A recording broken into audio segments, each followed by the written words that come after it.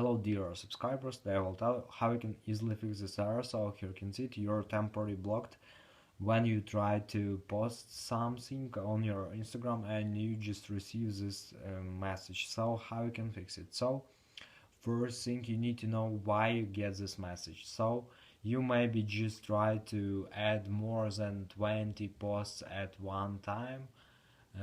So you can actually receive this message after you do it, or you can also just add posts too many for some time.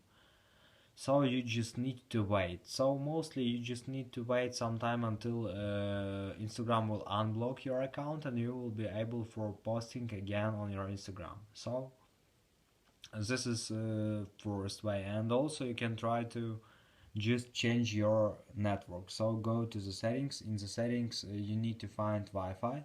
If you're using Wi-Fi, just try to use cellular data, turn off Wi-Fi and turn on mobile data or cellular data. And if you're using cellular data and you receive this error, so just turn off cellular data and just turn on Wi-Fi. So just change your network. And if it doesn't help you, if you still have the server, so you also just need to wait some time until you will be unblocked on Instagram. So thanks for watching, have a nice day, subscribe to my channel, click like, and goodbye.